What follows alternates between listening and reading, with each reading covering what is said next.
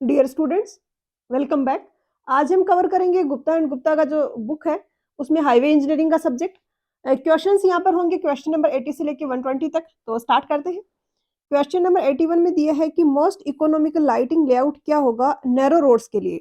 तो किस किस टाइप के लाइटिंग लेआउट हो सकते हैं। ये एक रोड है, इसके लिए यहाँ पे लाइटिंग करनी है। तो मोस्ट इकोनॉमिकल होता है कि सिंगल साइडेड ही आप लाइटिंग कर दो। तो ऑब्वियसली ये नैरो रोड्स के लिए ही सूटेबल होगा। विड्थ ज्यादा हुई तो ये सही तरीका नहीं होगा लाइटनिंग का। एक होता है स्टेगर्ड।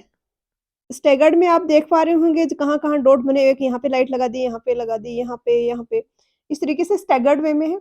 और दूसरा है सेंट्रल, कि बीच में लगा दो, बिल्कुल बीच में यहाँ पर हमने लाइटिंग लगा दी है, तो इसको हम बोलेंगे सेंट्रल। तो सिंगल साइड लाइटिंग है वो बेस्ट रहेगा, नैरो रोड्स है तो इकोनॉमिकल भी रहेगा। ए होगा आंसर। क्वेश्चन नंबर 82 में दिया है कि डायरेक्ट इंटरचेंज रैंप है वो किसको इन्वॉल्व करता है। तो एक तो आपको इंटरचेंज क्या होता है ये पता होना चाहिए। इंटरचेंज बेसिकली एक अरेंजमेंट होता है जिसमें हम ग्रेड सेपरेशन करते हैं रोड्स का। और जो रोड्स क्रॉस कर रही है एक दूसरे को, वो जैसे एक रोड इधर से जा रही है, दूसरी इधर से आ रही है, तो हम ग्रेड सेपरेट कर देते हैं, यानी एक नीचे से जा रही है, दूसरी को ऊपर से निकाल देते हैं, ताकि जो क्रॉस करती थी नॉर्मली दो रोड्स सेम लेवल पे, और वहां पे जो कॉन्फ्लिक्शन होता था, जो कोलिजन के चांसेस होते थे, वो सब रिमूव हो जाए और फ्रीली फ्लो हो पाए। ये होता है इंटरचेंज। अब इंटरचेंज के अलग अलग टाइप होते हैं। यहाँ पर हमसे पूछा गया डायरेक्ट इंटरचेंज। डायरेक्ट इंटरचेंज में क्या होगा, एक रोड इधर से जा रहा है, दूसरा इधर से जा रहा है। इस वाली रोड पे जाना है, जो पर्सन यहाँ से जा रहा है उसको, ये इधर से जा रहा है, इसको जाना है इस वाली रोड पे। तो यहाँ पर अब क्या होगा, ये इधर से जो जा रहा है ये अपने राइट साइड में, ये राइट साइड है, लेफ्ट साइड, राइट साइड में डाइवर्ज होगा, और वापस से जाके इस वाली रोड में इस पॉइंट पे जाके मर्जिंग हो जाएगी इसकी, और मर्जिंग भी होगी, ये डायरेक्शन है तो यहाँ पे राइट साइड में ही होगी। तो diverging to the right side and merging from right. Question number 83 में दिया है कि सोइल है कोई same values of plasticity index है, तो लिक्विड लिमिट को इंक्रीज करने से प्रॉपर्टीज कैसे चेंज होंगी। तो क्या होगा, अगर सेम आईपी है, यहाँ पे दो दो केसेस है हमारे पास, एक तो इक्वल आईपी है और डब्ल्यू एल को, लिक्विड लिमिट को हम इंक्रीज कर रहे हैं, तो उस केस में कंप्रेसिबिलिटी है वो इंक्रीज होगा। हमें इस फॉर्मूले से भी दिख रहा है कि लिक्विड लिमिट बढ़ेगी तो ये सीसी की वैल्यू भी बढ़ेगी। परमेबिलिटी है वो इंक्रीज होगा, और ड्राई स्ट्रेंथ है वो डिक्रीज होगा। ड्राई स्ट्रेंथ क्या है, सैंपल को ड्राई करके हम उसको क्रश करते हैं फिंगर्स के बीच में, और उससे उसकी स्ट्रेंथ चेक करते हैं। अब यहाँ पर ये इस तरीके का बिहेवियर क्यों हो रहा है, इसका एग्जैक्टली एक्सप्लेनेशन नहीं दिया गया है कहीं पर भी। ये ऑब्जर्व किया गया है, ये एक्सपेरिमेंटल डेटा है, उसके बेस्ट कंक्लूजन है। बट मैं कुछ आपको हिंट दे देती हूँ ताकि आपको याद रहे कि ये कैसे चेंज हो रहा है। कंप्रेसिबिलिटी का तो आपको यहाँ से दिख रहा है, कंप्रेसिबिलिटी ज्यादा है तो मान सकते हैं कि वॉइड्स ज्यादा होंगे, और वॉइड्स ज्यादा होंगे तो परमेबिलिटी कम होगी। इस तरीके से आप याद रख सकते हो इसको। और ड्राई स्ट्रेंथ का बिहेवियर इसका अपोजिट होगा। तो यहाँ पर compressibility and permeability increases, dry strength decreases. अगर यहाँ पर दूसरा वाला केस हो, इक्वल लिक्विड लिमिट हो और आईपी अगर इंक्रीज कर रहा हो, तो उस केस में क्या होगा, कंप्रेसिबिलिटी है वो अबाउट द सेम होगी, I think W L same है इसलिए। परमेबिलिटी है वो डिक्रीज होगी, और ड्राई स्ट्रेंथ है वो इंक्रीज होगी। क्वेश्चन नंबर 84 में दिए है कि यहाँ पर जो टेस्ट है ये मेजर कर रहे, मतलब कौन सा टेस्ट है वो मेजर करता है टफनेस ऑफ रॉक एग्रीगेट्स को। तो क्रशिंग स्ट्रेंथ टेस्ट होता है, ये कंप्रेसिव स्ट्रेंथ चेक करता है एग्रीगेट्स की। इसमें एक माउल्ड होता है जिसमें हम एग्रीगेट्स को फिल कर लेते हैं, और उस पर कंप्रेशन टेस्टिंग मशीन में ले जाके लोड लगाते हैं, और उस लोड को ग्रेजुअली भी इंक्रीज करते हैं एक लिमिट तक।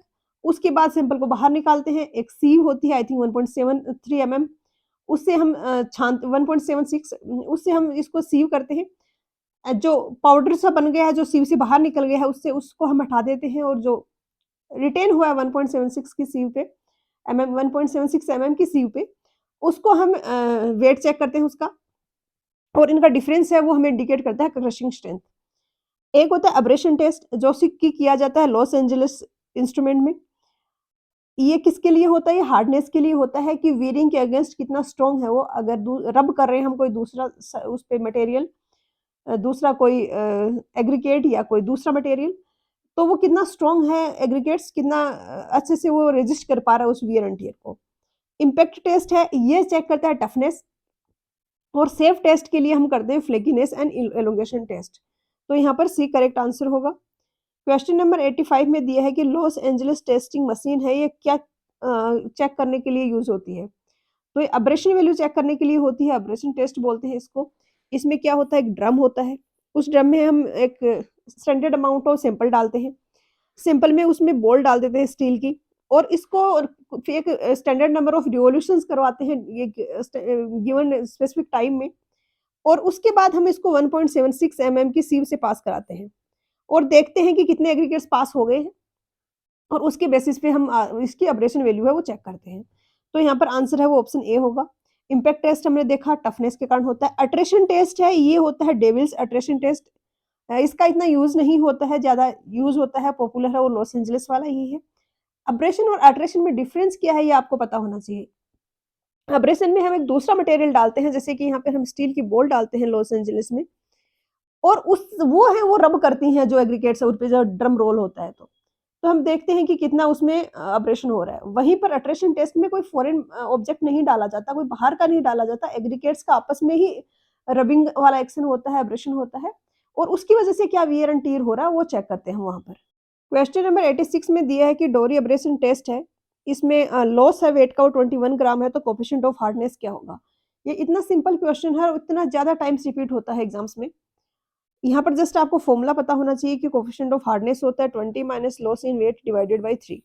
थोड़ा सा इस टेस्ट का मैं और आपको एक्सप्लेन करूँ तो इसमें भी एग्रीगेट्स होते हैं, उनको रिवॉल्यूशंस देते हैं, 1.76 की सीव से छानते हैं, हम इसको सीव से पास कराते हैं।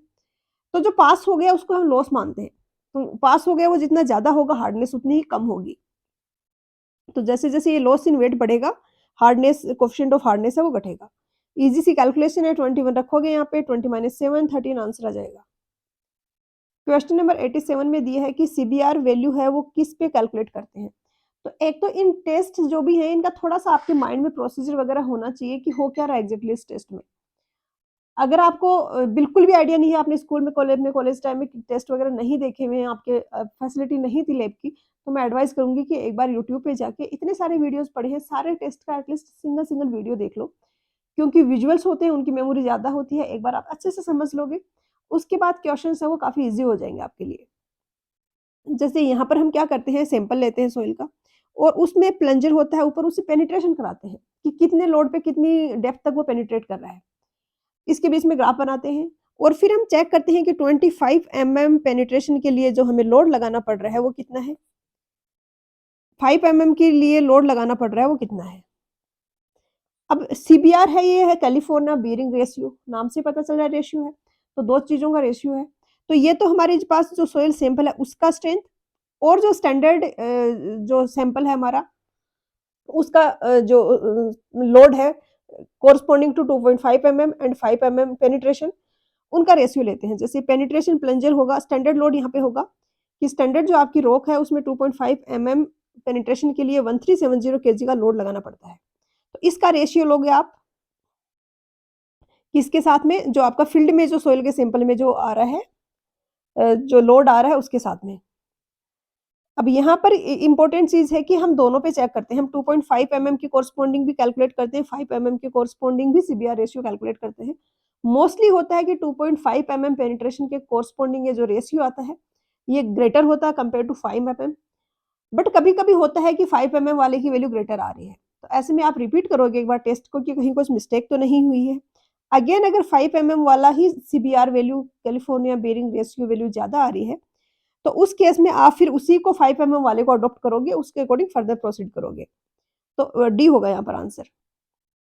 क्वेश्चन नंबर 88 में दिया है कि एग्रीगेट इम्पैक्ट वैल्यू 20 to 30% है, तो ये कौन सी टाइप की सोइल होगी, कौन सी टाइप का एग्रीगेट होगा। तो एग्रीगेट इम्पैक्ट वैल्यू नॉर्मली 30% से एक्सीड नहीं करना चाहिए वीरिंग कोर्स ऑफ पेमेंट के लिए, जो मतलब वीरिंग कोर्स कौन सी टॉप सरफेस है जो पेमेंट की, और मैक्सिमम परमिसिबल वैल्यू 35% है बिटुमिनियस मैकेडम के लिए और 40% है वाटर बाउंड मैकेडम को बेस कोर्स के लिए। तो यहाँ पर ये सारी चीजें आपको पता होनी चाहिए। 30% तक होगा तो सेटिस्फैक्ट्री है रोड सरफेसिंग, क्योंकि हम इसको वीरिंग कोर्स में यूज कर सकते हैं, तो सी आंसर आ जाएगा। क्वेश्चन नंबर 89 में दिया है कि maximum allowable Los Angeles abrasion value high quality surface course की क्या होगी। तो यहाँ पर अगर लॉस एंजलिस से हम टेस्ट कर रहे हैं तो bituminous concrete, other high quality pavement और सीमेंट कंक्रीट, इन सब के लिए जो अब्रेशन वैल्यू है 30% से एक्सीड नहीं करना चाहिए और 50% तक अलाउड होगा अगर हम बेस कोर्सेज की बात करें लाइक वाटर बाउंड मैकेडम और बिटुमिनियस मैकेडम। तो यहाँ पर हाई क्वालिटी सरफेस कोर्स का पूछा गया है, तो सी होगा आंसर। अगर बेस कोर्स का पूछा जाए तो ऑब्वियसली 50% होता। क्वेश्चन नंबर 90 में दिया है कि फ्री कार्बन है, वो बिटुमिन में टार के कंपैरेटिवली कम होगा कि ज़्यादा? तो हम पूरी ही इनकी केमिकल प्रॉपर्टीज़ क्या-क्या होती हैं वो देख लेते हैं। ये black to dark brown colour के होते हैं। बिटुमेन ही है, एक पेट्रोलियम प्रोडक्ट है। वहीं पर डिस्ट्रक्टिव डिस्टिलेशन ऑफ कोल और वुड से बनता है टार। आप डिस्ट्रक्टिव डिस्टिलेशन को सिंपलेस्ट वे में इस तरीके से समझ सकते हो कि हम उसको जलाते हैं एक स्पेसिफिक प्रेशर और टेम्परेचर की कंडीशंस में, तो हमें जो प्रोडक्ट मिलता है वो टार होता है। केमिकल कॉन्स्टिट्यूएंट इनके काफ़ी डिफरेंट हैं। बिटुमेन है, ये सॉल्वेबल होता है कार्बन डाइसल्फाइड में और कार्बन क्लोराइड में, यानी CS2 और CCl4 में ये सॉल्युबल होगा। वहीं पर टार है वो सॉल्युबल होगा टोलुइन में। याद रखना भी ईज़ी है, टार, टोलुइन। टार की ये प्रॉपर्टी होती है एक अच्छी, कि अच्छे से बाइंड करके रखता है जो एग्रीगेट्स हैं उनको, even in presence of water. But जो वेदर रेजिस्टिंग प्रॉपर्टीज होती हैं वो टार की इंफेरियर होती हैं। मतलब इतना अच्छा वेदर रेजिस्टिंग प्रॉपर्टीज नहीं शो करता है टार। टार है ये ज़्यादा ससेप्टेबल है, टेम्परेचर में चेंजेस होते हैं अगर। ससेप्टेबल है मतलब टेम्परेचर अगर इंक्रीज करते हैं तो इसको विस्कोसिटी बहुत जल्दी है वो डिक्रीज हो जाती है, इसका प्रॉपर्टी चेंज हो जाती है। तो बिटुमिन है वो लेस ससेप्टेबल है। फ्री कार्बन कंटेंट है वो टार में ज़्यादा होता है कंपेयर टू बिटुमिन, ये हमें पता चलता है सॉल्युबल टेस्ट से। क्वेश्चन नंबर 91 में दिया है कि डक्टिलिटी वैल्यू है बिटुमिन की, सूटेबल रोड कंस्ट्रक्शन के लिए किससे लेस नहीं होना चाहिए? तो डक्टिलिटी क्या है, कोई भी मटेरियल है उसको हम इस तरीके से पकड़ के स्ट्रेच करते हैं दोनों साइड, तो उसका क्रॉस सेक्शनल एरिया रिड्यूस होता है, उसकी लेंथ इंक्रीज होती है। ये जितना ज़्यादा हमें देखने को मिलता है उतना ही ज़्यादा डक्टाइल है वो मटेरियल। बिटुमिन की अगर हम बात करें तो इसकी डक्टिलिटी वेरी करती है 5 से लेके 100 तक for different bitumen grades. Minimum ductility 75 है स्पेसिफाइड ISI से, और वो बिटुमिन्स जो ग्रेड S35 है उनकी डक्टिलिटी मिनिमम है वो 50 सेंटीमीटर है। बिटुमिन है एक पेट्रोलियम प्रोडक्ट है और अलग-अलग जगह से हमें मिलता है, अलग-अलग पेट्रोलियम इंडस्ट्रीज से। तो आसाम पेट्रोलियम जो है उसकी इंडिया में मस्ट लोअर डक्टिलिटी वैल्यूज होती हैं, और मिनिमम डक्टिलिटी वैल्यू स्पेसिफाइड है वो 15 सेंटीमीटर है for bitumen grade A65 to 100। तो वैसे तो इसमें देखा जाए तो काफ़ी सारे ऑप्शंस हैं, लेकिन फिर आपको मतलब जो ऑप्शंस दिए हैं, काफ़ी सारी वैल्यूज़ यहाँ पर हैं, बट जो ऑप्शंस दिए हैं उसके अकॉर्डिंग फिर आपको चूज़ करना पड़ेगा। जैसे यहाँ पर ये दिया गया है कि अदर देन आसान पेट्रोलियम है, उसके लिए मिनिमम डक्टिलिटी वैल्यू है वो 50 सेमी है फॉर ग्रेड S35। तो यहाँ पर ऑप्शंस में देखा जाए तो 75 और 50 इम्पोर्टेंट ऑप्शंस हैं। तो देखा जाए तो 75 तो है नहीं, तो फिर 50 आंसर होना चाहिए, ऑप्शन सी ही आंसर दिया है। और यहाँ पर ये एक वैल्यू याद रखना आपके लिए सफिशिएंट होगा, इतना स्पेसिफिक नहीं पूछा जाता है कि आसाम पेट्रोलियम किसके लिए मिनिमम क्या है और दूसरे के लिए क्या है। क्वेश्चन नंबर 92 में दिए है कि maximum limit of water absorption for aggregates suitable for road construction. Water absorption test करते हैं हम एग्रीगेट्स पे, और 0.6% है वो स्पेसिफाइड वैल्यू है। इससे कम होना चाहिए जो वाटर एब्जॉर्प्शन एग्रीगेट्स का, अदरवाइज वो अनसेटिस्फैक्टरी होंगे, बी होगा आंसर। क्वेश्चन नंबर 93 में दिए है कि यहाँ पर जो दिए गए हैं इनमें से हार्डेस्ट ग्रेड ऑफ बिटुमिन कौन सा है? तो सबसे पहले तो आपको पता होना चाहिए ग्रेड क्या है बिटुमिन का और हम कैसे मेजर करते हैं, और ये लिखे हैं यहाँ पे 30/40, 60/670, ये क्या रिप्रेजेंट कर रहे हैं? तो बेसिकली हम बिटुमिन का सैंपल लेते हैं। एक नीडल होता है, स्टैंडर्ड साइज आई थिंक 100 ग्राम का होता है। इसको फ्रीली पेनिट्रेट करने देते हैं बिटुमिन में 5 सेकंड तक। तो 5 सेकंड तक जितना पेनिट्रेशन होगा उसको हम नोट करेंगे 1/10 ऑफ mm में, क्योंकि यहाँ पर इसमें एक स्केल लगी होती है, उसमें हम पेनिट्रेशन मेजर करते हैं, और वो 1/10 ऑफ mm में होती है, यानी कि उस स्केल पे आपकी रीडिंग आ रही है 50। तो आपका पेनिट्रेशन होगा यहाँ पर 50 डिवाइडेड बाय 10 यानी 5 mm होगा। रिजल्ट आप रिप्रेजेंट करोगे तो 50 ही बोलोगे कि ग्रेड है इस बिटुमिन का वो 50 है। अब यहाँ पर आप देख रहे हो कि 2-2 वैल्यू दी गई है। तो बेसिकली ये टेस्ट है, मल्टीपल टाइम्स किया जाता है, एक से ज़्यादा बार किया जाता है, और फिर हमें एक रेंज मिलती है कि मिनिमम पेनिट्रेशन ये आ रहा है, मैक्सिमम ये आ रहा है। हालाँकि इस टेस्ट में टेम्परेचर वगैरह को कंट्रोल करना बहुत ज़्यादा ज़रूरी है, क्योंकि सेम बिटुमिन अलग-अलग टेम्परेचर पे अलग-अलग हार्डनेस या सॉफ्टनेस शो करेगी। अब कोई हार्ड मटेरियल है, हार्ड बिटुमिन है, तो उसमें पेनिट्रेशन कम होगा, सॉफ्ट होगा तो नीडल ज़्यादा डिस्टेंस में पेनिट्रेट कर पाएगी। तो हार्डेस्ट बिटुमिन कौन-सा होगा जिसमें सबसे कम पेनिट्रेशन है? सबसे कम पेनिट्रेशन है 30-40 वाले में, तो ए आंसर हो जाएगा। क्वेश्चन नंबर 94 में दिए है कि पेनिट्रेशन टेस्ट है ये क्या मेजर करने के काम में आता है, तो ये आता है ग्रेड मेजर करने के काम में। मटेरियल कितना हार्ड है या सॉफ्ट है यही हम उससे मेजर कर रहे हैं, बट इसको क्या बोलते हैं टेक्निकली, हम ग्रेड बोलते हैं।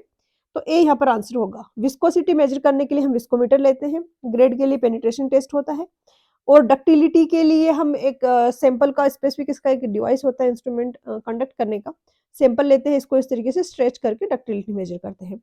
टेम्परेचर ससेप्टिबिलिटी है, ये हम मेजर करते हैं सोपनिंग पॉइंट टेस्ट से, और इसमें क्या होता है कि ये एक रिंग है, इसमें आपने बिटुमिन फिल कर दी है, इसके ऊपर एक आप स्टील की बॉल रखते हो, इसके नीचे एक दूसरी लेयर है, दूसरी प्लेट लगी है, तो ये स्टील की बॉल इस बिटुमिन को पेनिट्रेट करके नीचे तक कब तक कितनी डिस्टेंस में कितने टाइम में पहुंच पाती है, कितना टेम्परेचर इंक्रीज करने पे पहुंच पाती है, सॉरी बेसिकली वो रिप्रेजेंट करता है सोपनिंग पॉइंट।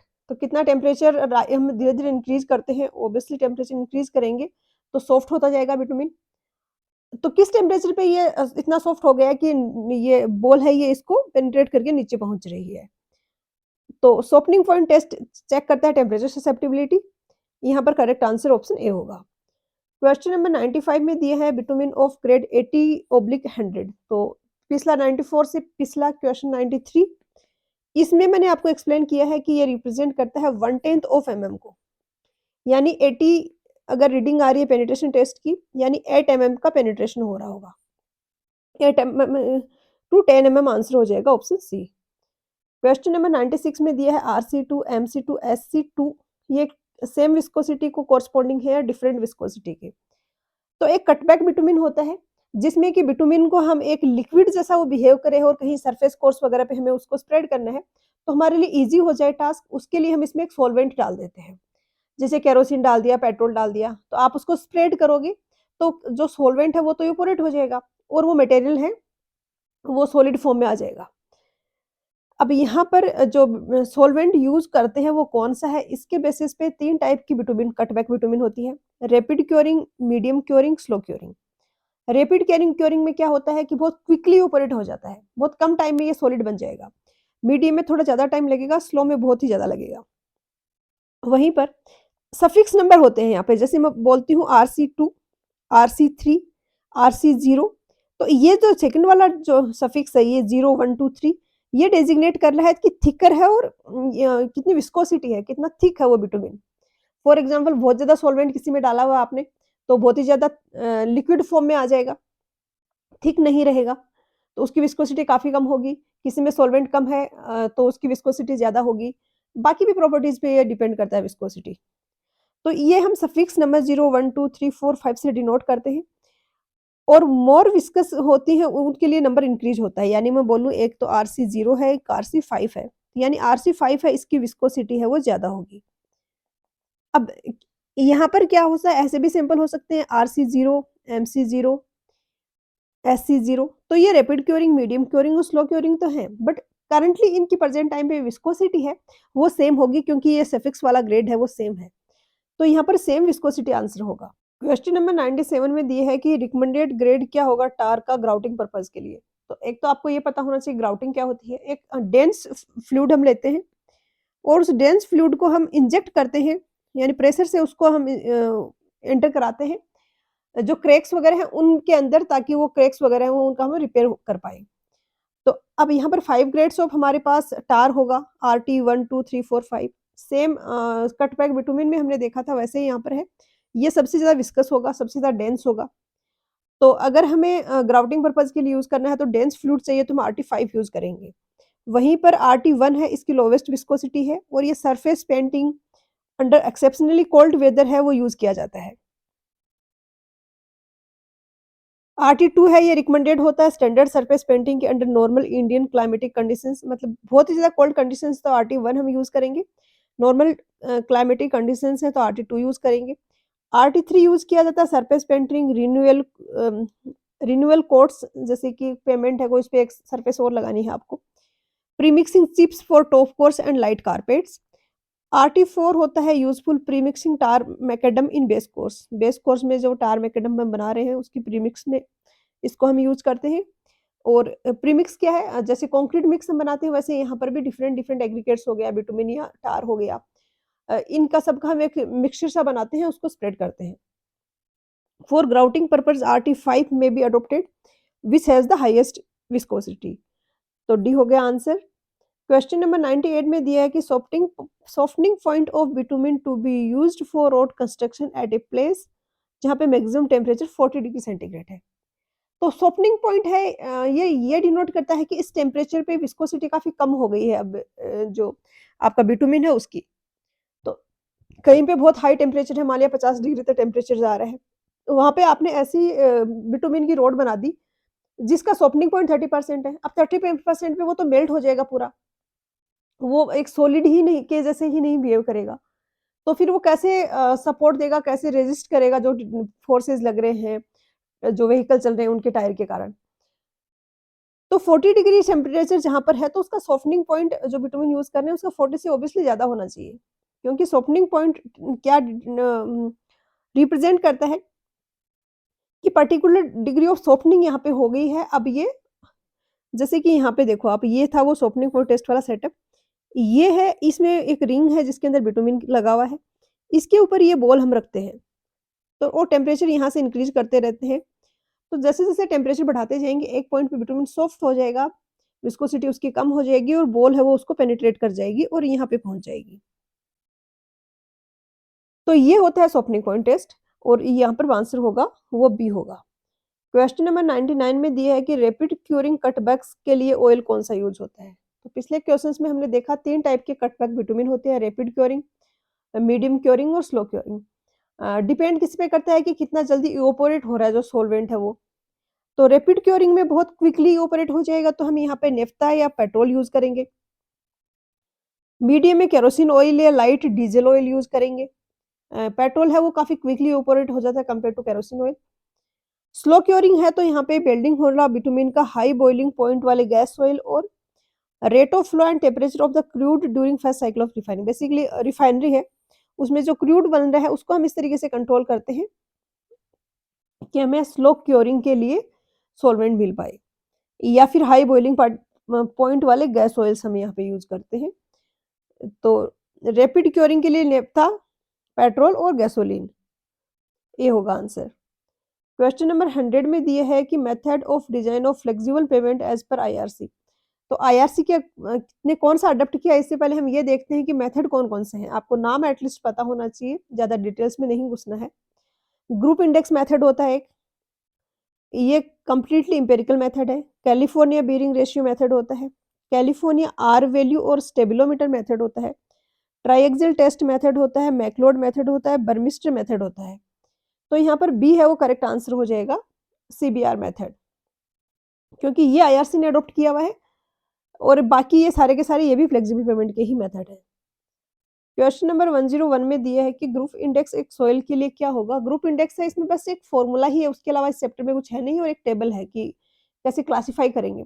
इसके क्वेश्चंस आपको सॉइल में भी मिलेंगे, हाईवे में भी मिलेंगे, तो ऐसे टॉपिक्स पे आपको बहुत अच्छी कमांड रखनी है, क्योंकि इनके क्वेश्चंस एग्जाम में पूछे जाने की प्रोबेबिलिटी काफी हाई होती है।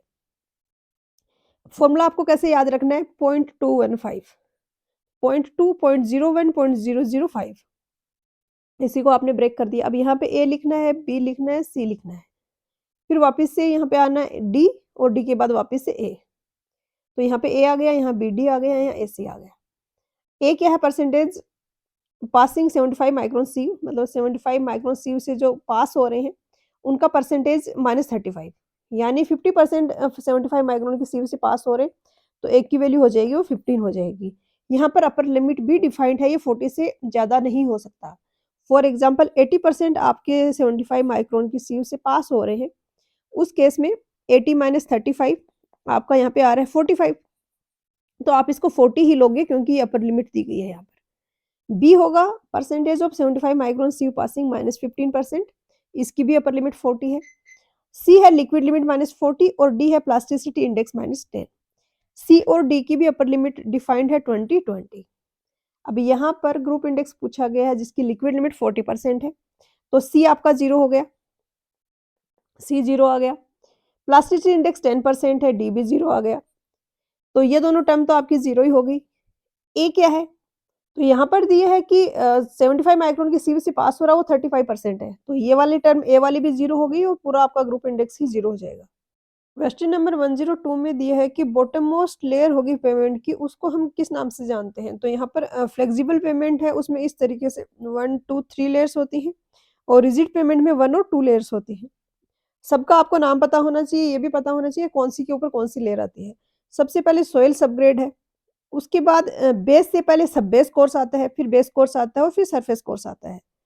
वहीं पर अगर हम रिजिड पेमेंट जैसे कंक्रीट रोड है, उसकी अगर हम बात करें तो सीमेंट कंक्रीट का ये होगा और इसके नीचे एक बेस कोर्स होगा। यानी यहाँ पर एक सब बेस कोर्स है वो एक्स्ट्रा आ रहा था। बॉटम मोस्ट लेयर होगी वो क्या होगी? वो सॉइल सबग्रेड होगा। ये जो है सबसे नीचे वाला, यहाँ से हम पेमेंट बनाना स्टार्ट कर रहे हैं, ये नीचे की नेचुरल सॉइल है, तो ये सॉइल सबग्रेड है, डी होगा आंसर। इसके ऊपर पूछा जाए तो सब बेस और फिर सरफेस को और फ्लेक्सिबल पेमेंट के लिए। क्वेश्चन नंबर 103 में दिया है कि फ्लेक्सिबल पेमेंट डिस्ट्रीब्यूट करता है व्हील लोड को किस तरीके से? तो फ्लेक्सिबल पेमेंट और रिजिड पेमेंट ये इसी के बेसिस पे इनको नाम दिए गए हैं कि लोड का डिस्ट्रीब्यूशन कैसे करते हैं। एक तो आप ऐसे लीजिए, फॉर एग्जांपल ऐसे आपने बड़े-बड़े एग्रीगेट्स रखे हुए हैं एक के ऊपर एक के ऊपर एक। अब आप यहाँ पर कोई लोड लगा रहे हो इस पे, तो वो इस नीचे वाले पे जाएगा, इससे नीचे वाले पे जाएगा, इससे नीचे वाले पे जाएगा। ग्रेन टू ग्रेन ट्रांसफर होना बोलते हैं इसको, और ये होता है फ्लेक्सिबल पेमेंट्स में। वहीं पर दूसरे होते हैं रिजिड पेमेंट। फॉर एग्जांपल आपने ये कोई मेटल की प्लेट रखी हुई है, कोई पत्थर रखा है बहुत बड़ा, पत्थर की एक बहुत बड़ी स्लैब रखी हुई है इस तरीके से। आप ऊपर लोड लगाओगे तो क्या होगा? नीचे के जो भी है उस पे पूरे पे लोड जाएगा, और लोड जाएगा वो यूनिफ़ॉर्मली जाएगा। ये बेंड नहीं होगी, यहाँ पे है वो फ्लेक्सर के लिए फ्री है, फ्लेक्सिबल है यानी फ्लेक्सर होता है यहाँ पे। तो यहाँ पे अगर लोड लगा रही हूँ तो इन वाले एग्रीगेट्स में नीचे से नीचे ग्रेन टू ग्रेन ट्रांसफर हो रहा है। यहाँ पे ये होल बॉडी है वो पूरा का पूरा लोड बियर कर रही है और रिजिड रह रही है अपनी जगह पे, ये ग्रेन टू ग्रेन ट्रांसफर नहीं हो रहा है। तो set of layers to the subgrade, और वहीं पर स्ट्रक्चरल एक्शन से होगा, रिजिड पेमेंट होगा। तो क्वेश्चन नंबर 104 है, इसमें दिया है कि नंबर ऑफ रिपीटेशंस कितने होना चाहिए, मतलब जिसके लिए पेमेंट थिकनेस डिजाइन की जाती है गिवन व्हील लोड के लिए। तो यहाँ पर एक्सप्लेन करने का कुछ नहीं है, 1 मिलियन होता है, ये आपको वैल्यू है वो याद रखनी होगी, डी होगा आंसर।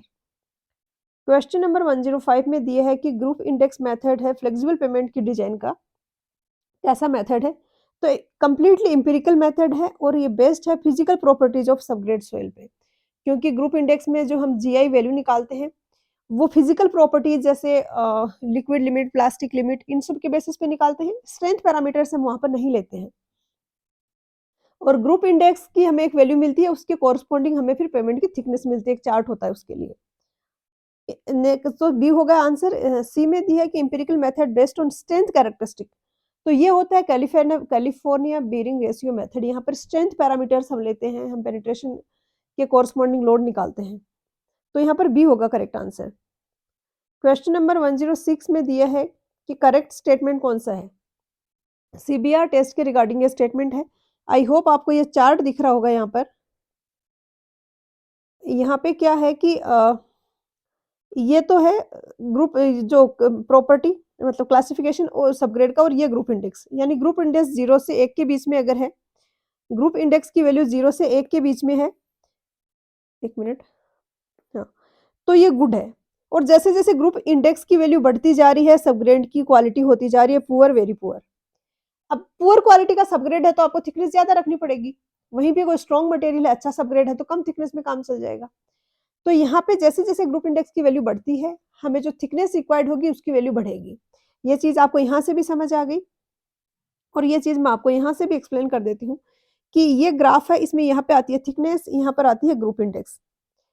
तो यहाँ पर जैसे बेस को डिजाइन करना है तो आप ये वाला ग्राफ लोगे। तो इस वाले ग्राफ में ये अगर ग्रुप इंडेक्स की वैल्यू है तो ये थिकनेस है। अगर ग्रुप इंडेक्स की वैल्यू बढ़ के यहाँ पे 15 हो गई है तो उसकी कॉरेस्पॉन्डिंग थिकनेस इतनी ज़्यादा आएगी। तो यहाँ पर पहला स्टेटमेंट क्या कहता है? More the value of group index less thickness of payment will be required, तो गलत हो गया।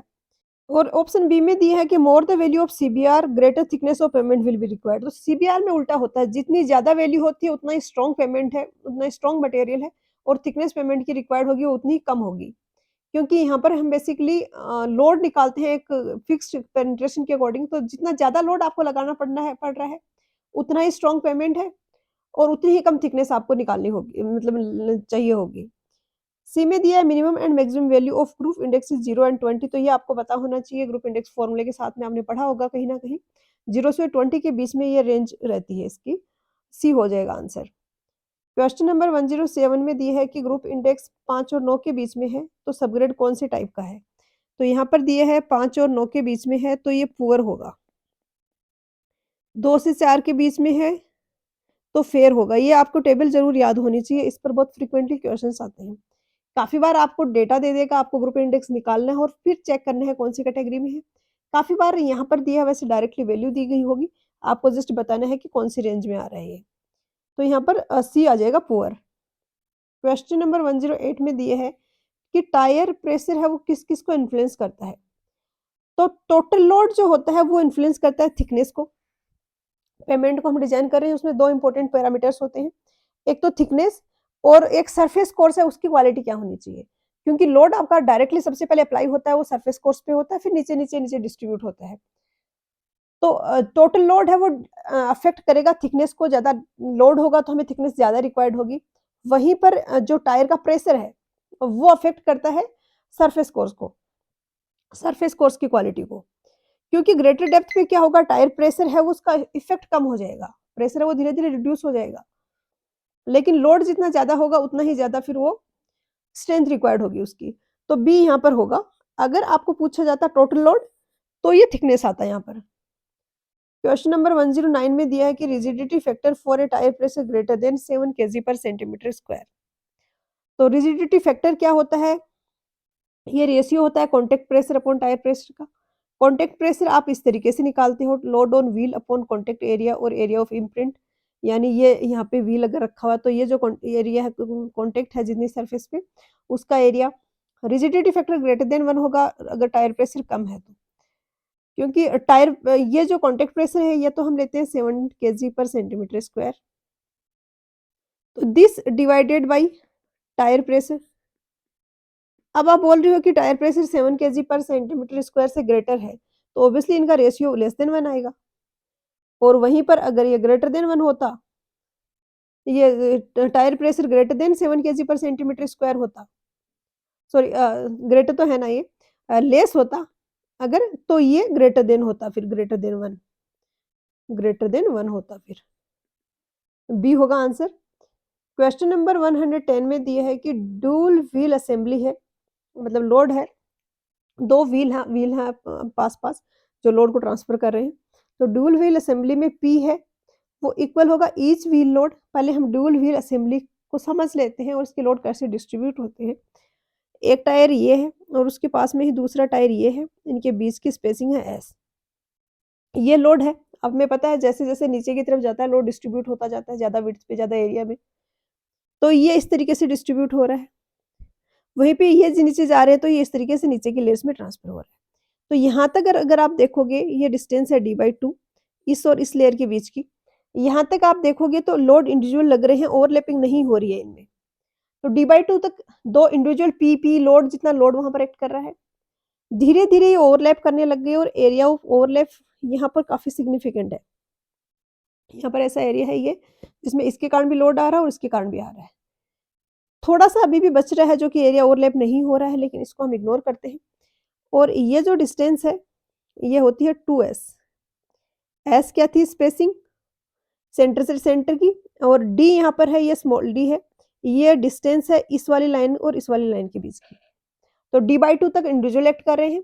2s के बाद हम मानते हैं कि as a equal 2p load का एक सिंगल लोड एक्ट कर रहा है, उसी के तरीके से स्ट्रेस डिस्ट्रीब्यूशन होंगे, यानी अलग अलग पी लोड के बजाय एक सिंगल लोड लग रहा होता जो 2p होता, तो उस केस में लोड्स का जो डिस्ट्रीब्यूशन होगा वैसे ही इस वाले केस में होगा, तो सिंगल मैग्नीट्यूड के 2p पे एक्ट करेंगे अगर डेप्थ है वो ग्रेटर है 2s से, बी होगा करेक्ट आंसर। क्वेश्चन नंबर 111 में दिया है कि मेन ड्रॉबैक क्या है सीबीआर मेथड का। तो सीबीआर मेथड का मेन ड्रॉबैक है कि टोटल थिकनेस देता है। अब वहाँ पे अलग अलग मटेरियल की अगर हम ले रहे हैं, कहीं इन्फीरियर ले रहे हैं कहीं सुपेरियर ले रहे हैं, तो वो अफेक्ट नहीं होती है और सेम वैल्यू हमें टोटल थिकनेस की मिलती है, जो कि एक सही चीज नहीं है, क्योंकि हम अच्छी क्वालिटी का अगर सब बेस यूज कर रहे हैं तो थिकनेस कम आनी चाहिए हमारी। तो अब यहाँ पे हम एक बार ग्राफ से समझते हैं कि कैसे-कैसे हम ये कैलकुलेट करते हैं। यहाँ पे आपको एक ग्राफ दिख रहा होगा। आपको अगर ये लिखा हुआ पढ़ने में नहीं आ रहा है तो मैं थोड़ा-सा आपको एक बता देती हूँ क्या-क्या है यहाँ पे। यहाँ पे है एक ग्राफ जिसमें कि ये यहाँ पे है कैलिफोर्निया बियरिंग रेशियो, सीबीआर यहाँ पे है इस वाली एक्सिस पे, यहाँ पे सीबीआर वैल्यू है परसेंटेज में और यहाँ पर है थिकनेस वाई एक्सिस पे और अलग-अलग बी, सी अलग-अलग ग्राफ आपको दिए गए हैं। ये चार्ट है इसके हेल्प से हम डिज़ाइन करते हैं। तो सीबीआर रेशियो आपको जिस सॉइल सबग्रेड के ऊपर आप रोड बना रहे हो उसका पता होगा, आप टेस्ट करके निकाल लोगे। जिस एरिया के लिए आप रोड बना रहे हो उसकी ट्रैफिक इंटेंसिटी आपको पता होगी। ये ट्रैफिक इंटेंसिटी के बेसिस पे डिफरेंट कर्व हैं। मान लिया आपकी ट्रैफिक इंटेंसिटी है 1500 टू 4500 तो आप एफ वाला कर्व यूज़ करोगे, ये वाला है वो एफ वाला कर्व है। मान लिया कि आपका सॉइल सबग्रेड है वो 4% है, तो यहाँ पर ये 4% वाली लाइन है, ये वाली, ये बेसिकली लॉगरिथम स्केल पे लिया गया, तो ये 4% वाली लाइन में एफ यहाँ पे रिप्रेजेंट कर रहा है 55 सेंटीमीटर, यानी टोटल थिकनेस होगी वो 55 सेंटीमीटर होगी। ये हमें इससे मिल गया। अब हमें अगर इस तरीके से डिफरेंट लेयर लेनी है, ये है, तो 4% सॉइल सबग्रेड था, उसके बेसिस पे आपने टोटल थिकनेस निकाली 55 सेंटीमीटर। लेकिन मान लिया कि आपको इसके ऊपर 7% का एक देना है ये लेयर, तो 7% का की जो लेयर है, उसके लिए आप निकालोगे इसका सीबीआर वैल्यू के बेसिस पे ग्राफ से, उसका आपका आया 40 सेंटीमीटर, यानी इसके ऊपर आपको 40 सेंटीमीटर की थिकनेस चाहिए होगी, तो ये 40 सेंटीमीटर हो गया। यहाँ से आपके पास ये आ गया कि इसकी खुद की थिकनेस होगी वो 15 सेंटीमीटर होगी।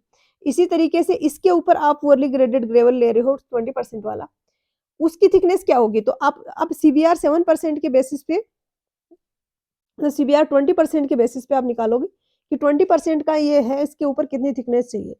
तो इसके ऊपर थिकनेस अगेन आप ग्राफ से पढ़ोगे उसको और वो मान लिया आपका 21 सेंटीमीटर आ रहा है। तो आपका पास पता चल गया ये 40 माइनस 21 इस वाली लेयर की थिकनेस हो गई।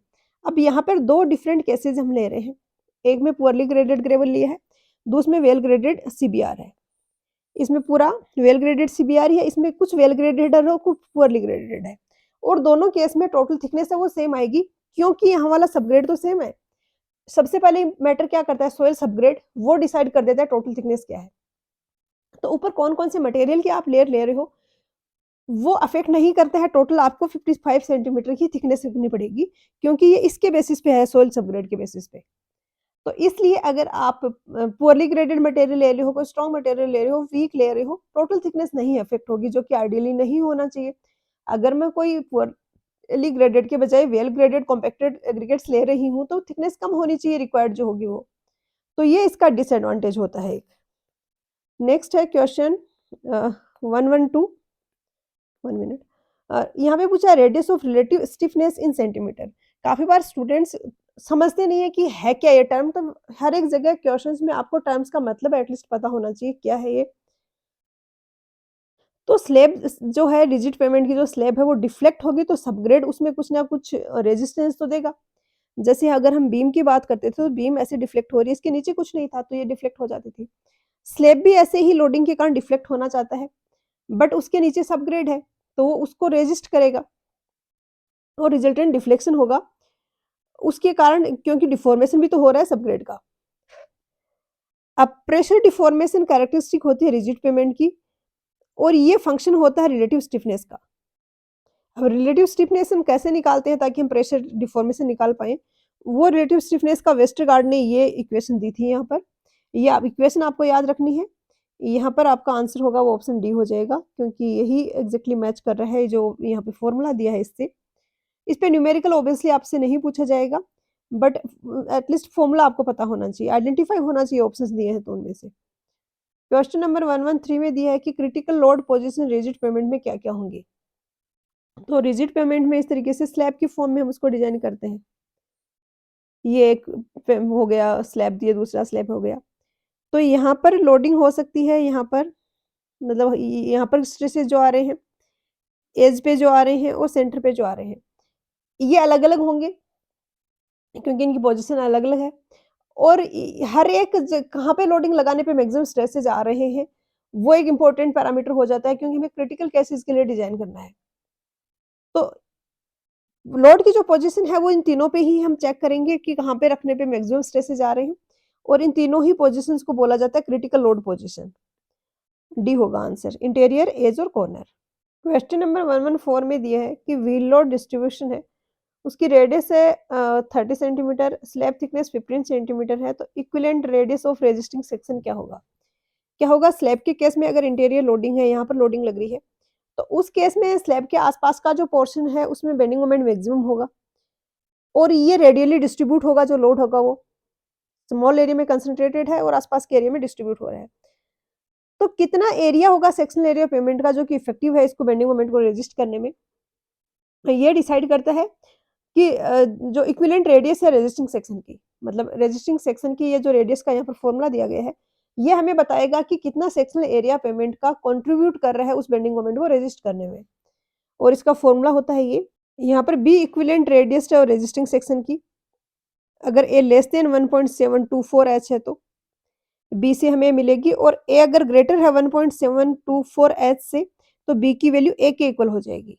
ए आपका क्या है यहाँ पर? Radius of wheel load distribution, a आपका दिया गया 30 सेंटीमीटर और एच होता है स्लैब थिकनेस, तो 1.724 इंटू एच से आप निकालोगे, एच है आपका स्लैब थिकनेस तो 15, तो ये आपका आएगा 25.86। अब यहाँ पर कंडीशन क्या दी है कि ए है वो इस 25.86 से कम है, तो आप इस वाले फॉर्मूले से रेजिस्टिंग सेक्शन की इक्विवेलेंट रेडियस निकालोगे। बट अगर ए है वो ग्रेटर है, ए इज ग्रेटर देन 1.724 एच, तो उस केस में रेजिस्टिंग सेक्शन की रेडियस है वो ए के इक्वल ही हो जाएगी। तो यहाँ पर आपको ये पता चल रहा है कि ए ग्रेटर है, तो ग्रेटर वाली केस है तो बी इज इक्वल टू ए हो जाएगा, यानी बी है वो 30 सेंटीमीटर के इक्वल हो जाएगा। तो आपको कुछ कैलकुलेट करने की जरूरत भी नहीं पड़ेगी यहाँ पे। क्वेश्चन नंबर 115 में दिया है कि critical combination of stresses for corner region in cement concrete road. 3 type के स्ट्रेसेज होते हैं सीसी रोड्स में, एक लोड आ रहा है उसके कारण स्ट्रेसेज, एक होते हैं रैपिंग स्ट्रेसेज और एक होते हैं फ्रिक्शनल स्ट्रेसेज। फ्रिक्शनल स्ट्रेसेस किसके कारण होते हैं? टेम्परेचर राइज हो रहा है, दोपहर हो रही है, एक्सपांड करेगा पेमेंट, मिडनाइट है, पेमेंट है वो कॉन्ट्रैक्ट हो रहा है वापस से, इसके कारण जो स्ट्रेसेस आएंगे वो फ्रिक्शनल स्ट्रेसेस है। रैपिंग स्ट्रेसेस क्या होंगे? ये आपका पेमेंट है। विंटर की नाइट थी, बहुत ठंडा था पेमेंट, सुबह धूप निकली एकदम से, ऊपर का तो हीट अप हो गया, नीचे का ठंडा ही रह गया, तो ये ऐसे बेंड होना चाहेगा क्योंकि ऊपर वाला तो ये एक्सपैंड करेगा, नीचे वाला कर नहीं रहा है, तो इस तरीके से इसमें बेंडिंग होगी, उसके कारण स्ट्रेसेस आएंगे, उनको हम ये रैपिंग स्ट्रेसेस बोलेंगे। तो कॉर्नर रीजन में फ्रिक्शन स्ट्रेसेस नहीं आते हैं क्योंकि ये कॉर्नर्स पे है और ये फ्री है मूवमेंट के लिए। तो यहाँ पर जो स्ट्रेसेस आते हैं वो सिर्फ लोड स्ट्रेस और रैपिंग स्ट्रेस ही होते हैं, तो क्रिटिकल कॉम्बिनेशन में ये दोनों ही होंगे, सी होगा आंसर। क्वेश्चन नंबर 116 में दिया है कि सीमेंट कंक्रीट पेमेंट्स में टाई बार्स कहाँ पर लगी होती हैं? तो यहाँ पर आपको एक सीमेंट कंक्रीट का पेमेंट दिख रहा होगा, इसमें इस तरीके से हम विड्थ के अलोंग जो जॉइंट्स देते हैं, एक्सपांशन जॉइंट्स जिनको बोलते हैं, और यहाँ पर ये जो जॉइंट्स देते हैं यहाँ पर जो बार लगी होती है इस तरीके से, यहाँ पर दिख रही होगी आपको ये बार, ये है, ये होती है डॉल बार्स। वहीं पर विड्थ के अलोंग भी हम इस तरीके से यहाँ पे गैप देते हैं, जॉइंट्स देते हैं, और यहाँ पर जो जॉइंट्स हैं उनके लिए यहाँ पे बार लगी होती हैं होल्ड करने के लिए, वो होती हैं टाई बार्स। तो लेंथ के अलोंग जो जॉइंट्स हैं वहाँ पर जो लगी है वो टाई बार हैं, और जो विड्थ के अलोंग जॉइंट्स हैं ये वाले यहाँ पर जो लगी हैं वो डॉल बार हैं। आप इसको इस तरीके से भी याद रख सकते हो कि विड्थ के अलोंग हमने डिवाइड कर दिया टोटल विड्थ को, तो टाई बार्स ही दोनों साइड की विड्थ है उसको कंबाइंडली टाई करके रख रही हैं। तो यहाँ पर लॉन्गिट्यूडनल जॉइंट्स हो जाएगा क्योंकि ये टाई बार्स यहाँ पर लगी हैं और ये लेंथ के अलोंग जॉइंट्स हैं, डी होगा आंसर। क्वेश्चन नंबर 117 में दिया है कि मैक्सिमम स्पेसिंग कॉन्ट्रैक्शन जॉइंट्स की क्या होगी?